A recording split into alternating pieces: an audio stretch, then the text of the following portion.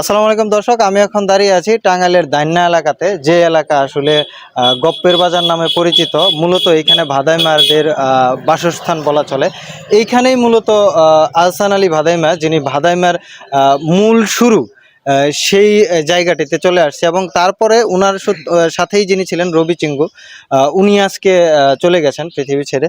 তো এইখানে উনাদেরকে নিয়ে যারা কাজ করতেন, যারা হচ্ছে তাদেরকে গড়ার কারিগর বলা যায়, যে পরিচালক যিনি, সেই শরীফ ভাই আছেন আমার সাথে। এবং বর্তমান সময়ের খুবই প্রতিভাবান একজন ভাদাইমা ক্যারেক্টার বলা চলে, মডার্ন ভাদাইমা, উনিও আছে আমার সাথে। তো আমি একটু ওনাদের কাছ থেকে জানবো যে ওনাদের সাথে রবি চিঙ্গুর স্মৃতিচারণ, এবং পরবর্তীতে বাংলাদেশে ওনাদের মতো আসলে কমেডিয়ান, ওনাদের মতো কৌতুক শিল্পী আরও আসবে কিনা, সেই বিষয়টা জানার জন্যই আমি টাঙ্গাইল চলে আসছি। ওনাদের মুখ থেকেই সরাসরি শুনবো, ওনাদের সাথে কথা হবে। এবং রবি চিঙ্গুর পারিবারিক অবস্থা এবং ওনার শেষ পরিণতি আসলে কিভাবে ঘটে, সবকিছুই বিস্তারিত আপনাদেরকে জানানো হবে। ধৈর্য সহ পুরো ভিডিওটি দেখতে থাকুন, আমি ওনাদের সাথে একটু কথা বলে জেনে নেব। আসসালামু আলাইকুম। ওয়ালাইকুম আসসালাম ওয়া রাহমাতুল্লাহি ওয়া বারাকাতুহু। আসলে কেমন আছেন এই কথাটা আজকে বলার কোনো উপায় নেই। আমাদের সকলেরই আসলে মন ভার। এখানে আসার পরে দেখলাম যে পুরো গ্রাম জুড়ে আসলে মানুষের মন খারাপ। এই যে রবি চিঙ্গুর বিদায় হলো, এর আগে আহসান আলীর বিদায় হয়েছে, বাংলাদেশের যে কৌতুকের বড় শিল্পী যারা ছিলেন চলে যাচ্ছেন, টাঙ্গাইলে যাদের অবস্থান ছিল, তো এদের বিষয়ে আসলে পরবর্তীতে আমরা কতটুকু পেতে পারি, মানে এদের মতো হাস্যোজ্জ্বল মানুষ কি আমরা পাবো? আমি যদি এক কথায় উত্তর দেই, আসলে হবে না, আর হবে না। তো আসান ভাই অনলি ওয়ান ম্যান, ওই রবি ভাই অনলি ওয়ান ম্যান, ওনাদের মতো আর কেউ হবে না।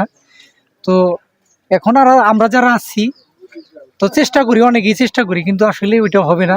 যে জিনিস হারাই ফেলাইছি, এটা শত চেষ্টা করলেও আর হবে না। আর তাই যদি হইতো, তো অনেক খ্যাতিমান পরিচালক আছে, তারা ইচ্ছা করলে একজন তৈরি করতে পারতো, একটা রবি চিঙ্কু বা একটা নাইব আলী তৈরি করতে পারতো, বা একটা আসান আলী তৈরি করতে পারতো।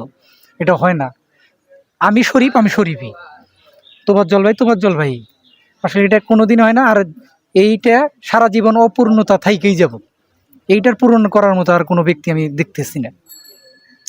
আচ্ছা, ওনারা যখন প্রথম শুরুটা করে, এই যে রবি চিঙ্গু, তারপরে হচ্ছে ভাদাইমা, এই যে ক্যারেক্টারগুলো যে আসে, শুরুর দিকটা আসলে কেমন ছিল, মানে কিভাবে শুরুটা করলেন আপনি তো শুরুটা, তাদের পরিচালক? হ্যাঁ, শুরুটা ইতিমধ্যে আমি এর আগেও বলেছি। শুরুটা হয়েছিল 2004 সাল, 2004 সালের মাঝামাঝিতে।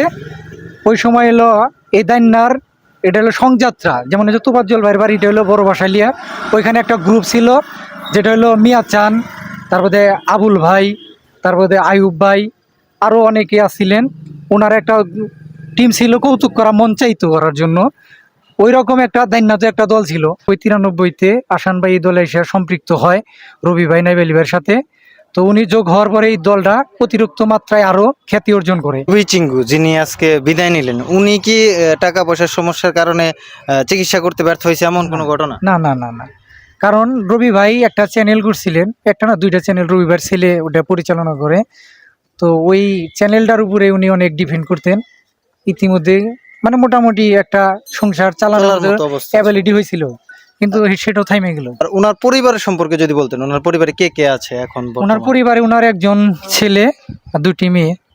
এই তো মেয়ে দুটো বিয়ে হয়ে গেছে, ছেলেটা এই তো অনার্স 3rd ইয়ার। এখন আপনি আমাকে একটু বলবেন যে সেই যে ভাদাইমা, সেই পুরোনো দিনের যে ভাদাইমা আমরা যাদেরকে জানতাম, যেমন এই রবি চিঙ্গু ছিলেন, তো আপনারাও তো একটা ভাদাইমা ক্যারেক্টার প্লে করতেছেন বর্তমান সময়ে ইউটিউব ফেসবুকের যুগে।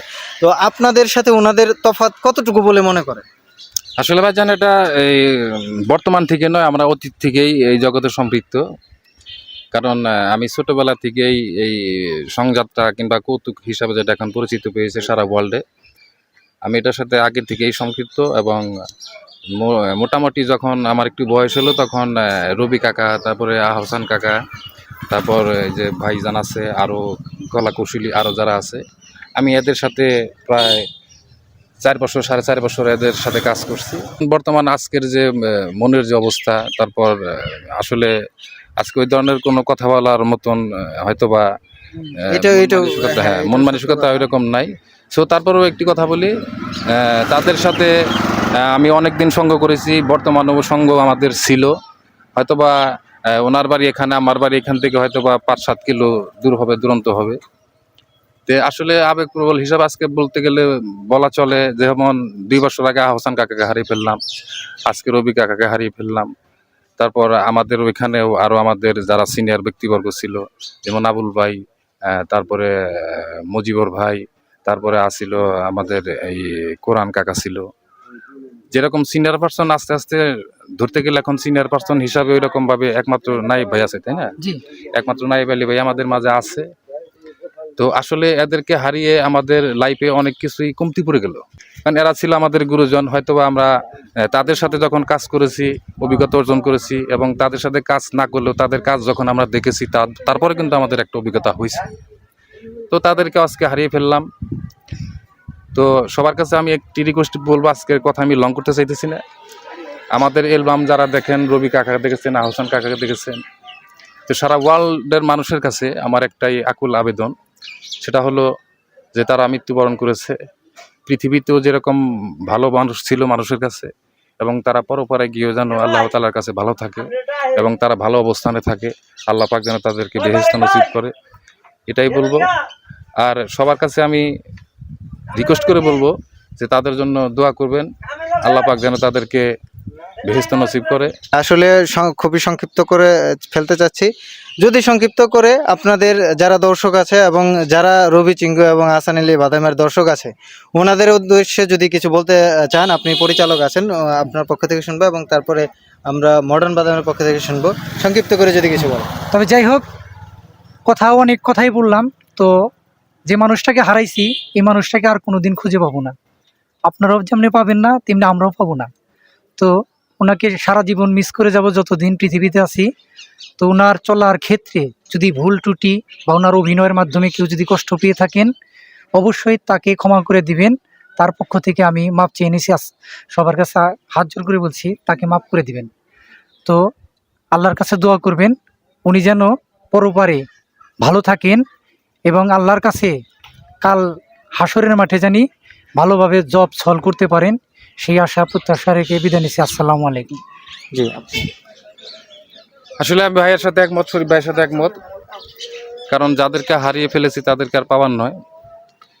তো এই সারা ওয়ার্ল্ডের মানুষের কাছে আমার একটি আকুল আবেদন যে তারা আমাদের মাঝ থেকে চলে গিয়েছে, মৃত্যুর স্বাদ সবারই গ্রহণ করতে হবে, এটা কনফার্ম। কারণ মানুষ জন্ম নিলে তার মৃত্যু হবে, এটাই চিরন্তন বাস্তব সত্য কথা। তো তারপরেও আমি আসলে সবার কাছেই একটি কথা বারবার বলবো যে তাদের জন্য দোয়া করবেন, এবং তারা যেহেতু আমাদের মাঝ থেকে চলে গিয়েছে, তাদের দোয়া, আপনাদের দোয়া আশীর্বাদ তাদের জন্য একান্তই খুবই একটা গুরুত্বপূর্ণ বিষয়। কারণ আমরা যেটুক অত্যন্ত ভালো মনের মানুষ হিসাবে চিনি, আপনারা তাদেরকে ওইরকমভাবেই চিনেন। যে তার জন্য যে যেখানে আছেন সেখান থেকেই আল্লাহ তাআলার কাছে একটু দোয়া রাখবেন, সে যেন কবরবাসী হয়েছে ওখানেও যেন ভালো থাকে এবং ভালোভাবে তার সৃষ্টিকর্তা রাখে। তো আসলে আজকের মতো এই কথা বলেই আমি বিদায় নিচ্ছি। ঠিক আছে দর্শক, আমি এখান থেকে বিদায় নিচ্ছি। আপনারা দেখতে পারলেন যে আসলে আজকের দিনটাতে ওনারা আসলে কথা বলার মুডে নেই, তারপরেও যথেষ্ট চেষ্টা করেছি যে কিছুটা তথ্য আপনাদেরকে জানানোর জন্য। সকলে ভালো থাকবেন, সুস্থ থাকবেন, ভালো কাজের সাথে থাকবেন। আল্লাহ হাফেজ।